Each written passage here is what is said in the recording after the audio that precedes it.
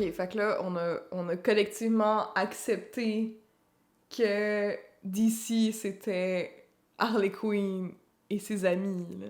Salut les cool kids! Aujourd'hui, je vais vous parler de pas un film d'horreur. What?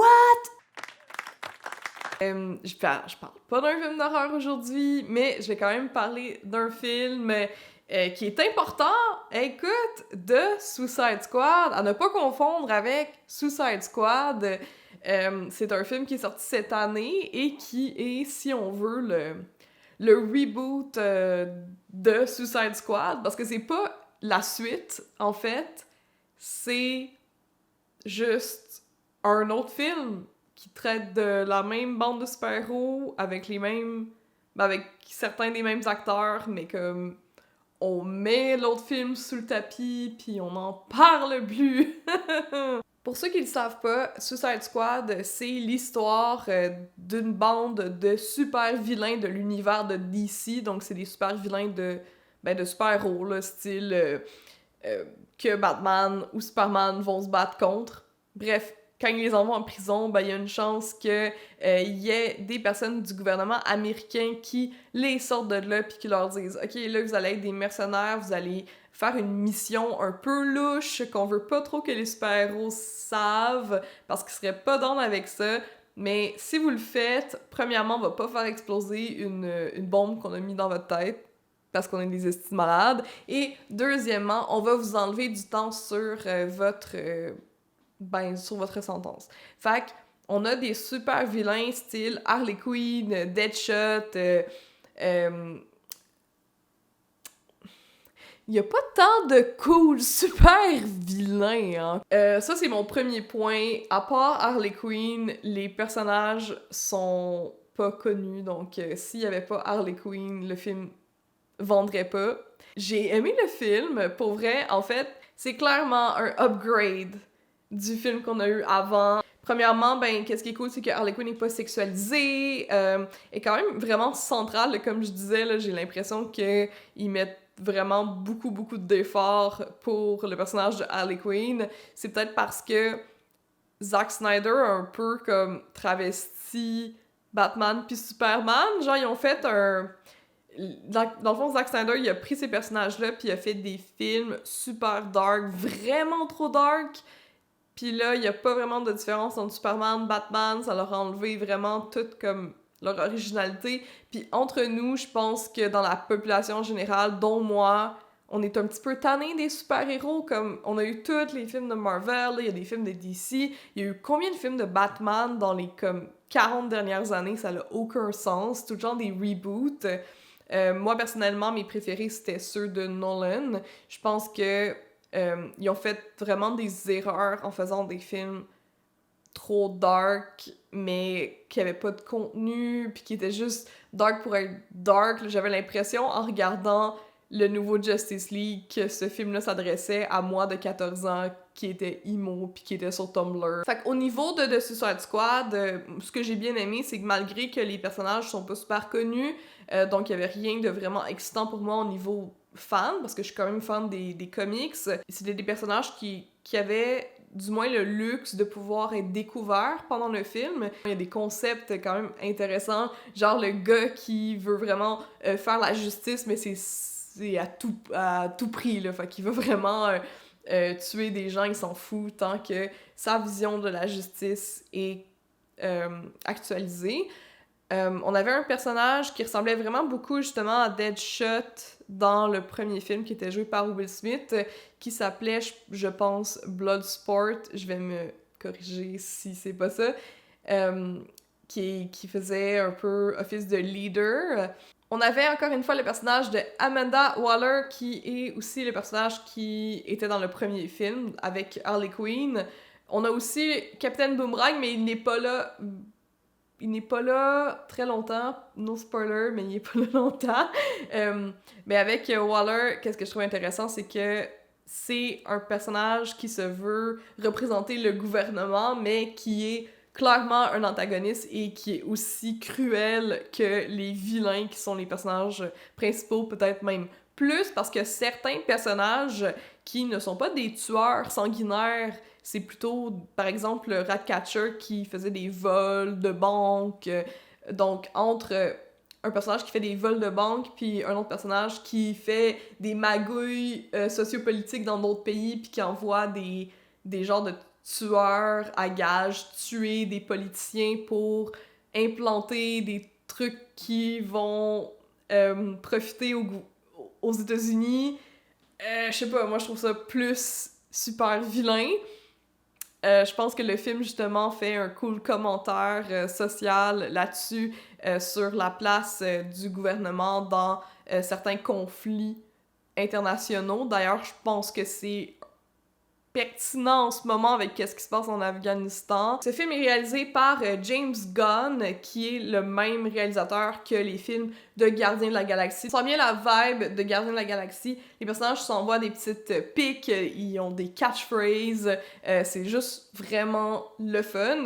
Je pense que qu'est-ce qui fait que ce film-là fonctionne et pas Justice League ou les films de Batman vs Superman qui étaient comme vraiment à chier, c'est que ce film-là a pas honte d'être un film de super-héros. Il s'assume à 100%.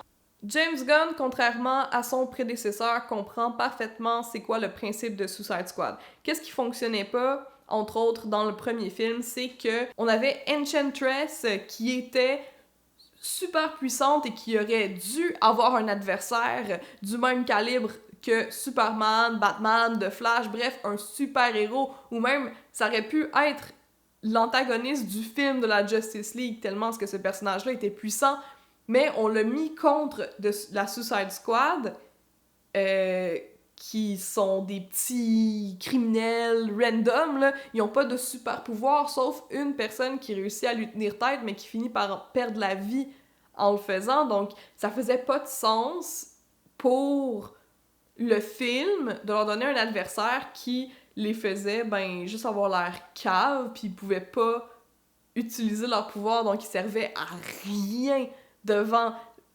Enchantress. Alors que dans le film de Suicide Squad, et c'est compliqué là, comme il aurait pas pu juste comme mettre, je sais pas, changer le nom, mais Squad Suicide.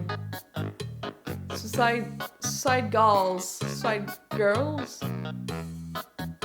C'est wack, hein, que ce magazine-là de filles tout nues s'appelle Suicide Girls. Hein? Non, ça, c'est le sujet d'une autre vidéo, là, comme... Je vais pas m'avancer là-dedans, là, comme... Dans The Suicide Squad, on a un kaiju à la Godzilla, que c'est une genre de énorme étoile de mer, comme...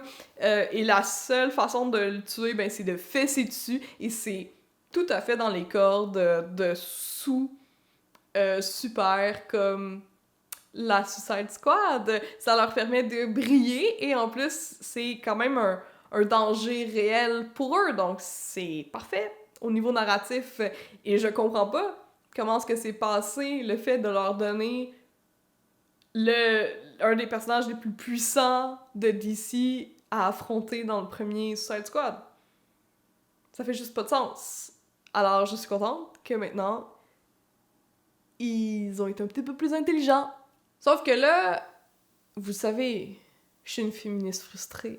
Qu'est-ce qui me chicote, c'est que ce film-là, il est vraiment applaudi par les fans. Tout le monde est comme « Ouais, let's go James Gunn! Enfin un Suicide Squad qui est bon! » Puis « Ah ouais, enfin DC se relève et tout! » Puis comment est-ce que c'est bon? Puis que ça sexualise pas les queens! Puis que les scènes de combat sont super chorégraphiées, puis c'est le fun, ça se prend pas au sérieux.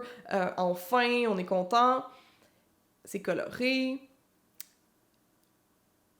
Mais tout ça, c'est des choses qui avaient été reprochées au film Birds of Prey, qui est réalisé par une femme. Fait que là, il y a comme deux poids, deux mesures, où les gens vont voir The Suicide Squad pis sont genre « Wow, c'était vraiment très bon! » Pis ils vont pas voir Birds of Prey, en fait. Il y a personne qui est allé voir Birds of Prey. Il y a genre moi qui est allé voir Birds of Prey. Pis c'était bon! Dans Birds of Prey, c'est réalisé par Cathy Yan, qui est une réalisatrice que je ne connaissais pas, parce que le cinéma, c'est un monde d'hommes, et les réalisateurs, c'est souvent des réalisateurs avec des pénis. Des pénis cisgenres. Alors que les réalisatrices, ben, elles tombent souvent dans l'oubli, et comme honnêtement, avec les derniers films d'ici qu'on a eus, on pourrait peut-être porter un peu plus d'attention quand c'est une réalisatrice, parce que Wonder Woman, le premier, et Birds of Prey, c'est pas mal de la bombe, si vous me permettez le petit calembour, parce que tu sais, Suicide Bomb, haha. Dans Birds of Prey, pour la majorité d'entre vous qui l'ont pas vu, vous avez droit à full pin d'Harley Quinn, même si moi, elle commence à me gosser personnellement. Je veux dire, c'est pas un personnage que je trouve full tolérable, là, comme à long terme, genre. Quand je dis à long terme, c'est genre un film d'1 heure et demie qui est centré autour d'elle, c'est un petit peu too much. Même si j'apprécie l'esthétique, là, je veux dire, tu sais. Même si c'est un personnage que j'apprécie dans toute sa complexité. D'ailleurs, je vais en parler là. Qu'est-ce qui est nice avec Harley Quinn, c'est qu'elle a pas de backstory tragique. Tu sais, contrairement à d'autres personnages, surtout dans les super-héros, il y a toujours quelqu'un qui meurt. Genre, Peter Parker, c'est son oncle qui est mort, Batman, ses parents sont morts, Clark Kent, il connaît pas ses parents, mais son père, il meurt. Il y a toujours du monde qui meurt, c'est toujours full tragique, puis comme épique. Harley Quinn, elle a ses 2 parents qui sont encore en vie, elle a une éducation, elle a un PhD en fait, elle est docteur, elle a une job, c'est juste qu'elle se sent pas bien parce qu'elle est neuroatypique. Fait que là, dans ce chemin-là, ce genre de fleuve tranquille qu'est une vie parfaite telle que véhiculée par la société puis la religion, ben Harley Quinn se sent pas à sa place et se sent et ça la rend en fait très vulnérable, cette sensation de pas être à sa place nulle part puis de juste de mal-être constant, ça la rend vulnérable à se faire manipuler par un narcissique, c'est-à-dire le Joker qu'elle rencontre, qui est la première personne qui lui dit que elle mérite mieux que cette tranquillité-là, qu'elle a ce côté un peu crazy et qu'il l'apprécie justement, genre il l'apprécie complètement, du moins c'est ce qu'il dit là, pour la manipuler, il va apprécier cette neurodivergence-là, qui a toujours été étouffée, ou du moins que les autres personnes autour d'elle lui ont toujours dit de comme le cacher ou de prendre des médicaments, puis là enfin elle sent qu'elle a le droit d'être elle-même. C'est sûr que là, ben, tu sais, puis on en parle justement dans Birds of Prey, fait que ce qui en rend un film intéressant, c'est que le Joker a maltraité cette vulnérabilité-là, que Harley Quinn pensait qu'elle avait enfin trouvé une personne avec qui la partager, et elle décide de s'émanciper puis de dire « fuck that, je casse et j'ai pas besoin de personne pour être moi-même », puis elle a juste vraiment un good time avec elle-même. Puis je trouve ça merveilleux. D'ailleurs, moi, mon média préféré qui parle de Harley Quinn et qui rend le personnage... Tu sais, j'adore Margot Robbie, c'est pas contre elle, c'est juste que... disons que sa façon d'interpréter le personnage, quoique très fidèle à ce qu'elle est dans les bandes dessinées, à gosse, ok? Genre, j'en ai parlé à gosse. Donc, moi, ma version préférée d'Harley Quinn, c'est dans la série animée Harley Quinn, The Animated Series, qui est excellente, puis qui a plein de personnages vraiment fun à voir en vrai, puis c'est cru, c'est violent, mais c'est surtout intelligent et axé sur l'empowering et le féminisme. Donc, je trouve ça vraiment nice. Yeah, les super-héros puis les comics qui commencent à, justement, réaliser que 50% des gens qui peuvent possiblement aimer leurs médias sont des femmes et non pas juste des hommes. Tu sais, ça fait du bien, yahoo! Bref, dans Birds of Prey, il y a toutes les mêmes affaires. Il y a un vilain qui se prend pas au sérieux, qui est joué par Ewan McGregor, genre Obi-Wan Kenobi, qui a le time of his life à jouer Black Mask, qui est aussi un vilain qu'on n'avait jamais vu dans un film. On voit genre Harley Quinn pis ses hyènes, enfin, comme... C'est tellement une badass bitch, là, genre je l'aime tellement. Si vous avez à choisir entre Birds of Prey et The Suicide Squad, ben ça dépend. Ça dépend si vous êtes plus là pour le gore ou vous en foutez un petit peu puis vous aimez bien la comédie, tu sais. À quel point est-ce que vous êtes capable de prendre aussi Margot Robbie en Harley Quinn? À quel point est-ce que votre joke est petite ou grande, là, votre assiette, là? Est-ce qu'elle est petite ou grande? Est-ce qu'elle est déjà remplie? Parce que, ben, dans Birds of Prey, Harley Quinn est là du début à la fin, alors que dans The Suicide Squad, elle est là avec un peu plus de parcimonie, si on veut. Je pense que je donnerais 7.5 bisous sur 10 à Birds of Prey, puis genre 7.4 bisous à The Suicide Squad. Ouais, on fait des points 4 maintenant ici. Qu'est-ce que vous voulez? On est fancy comme ça, nous autres. De vrais critiques de cinéma. Si vous avez aimé ma vidéo et ma belle petite face avec mes gros cils de poney. Je sais que j'arrête pas d'en parler de mes cils de poney, mais genre... Ah, ça va graffiner mes lunettes, là. Ouh! Il va falloir que je m'achète des nouvelles lunettes. J'adore trouver des moyens pour être encore plus endettée. Encore une fois, si vous aimez la vidéo, que vous voulez m'encourager, juste à mettre un thumbs up, ça m'aide énormément. Puis si vous êtes encore plus extra plein de glitters, vous pouvez aller sur mon Patreon qui est dans la description, puis me donner genre 1$. Ça serait vraiment nice, des piastres, parce que à un moment donné, ça fait plusieurs piastres, tu comprends? Si toi, puis ton ami, puis ton chien, puis ta mère me donnent 1$, ça fait genre 4$ ou 5$. J'ai pas compilé.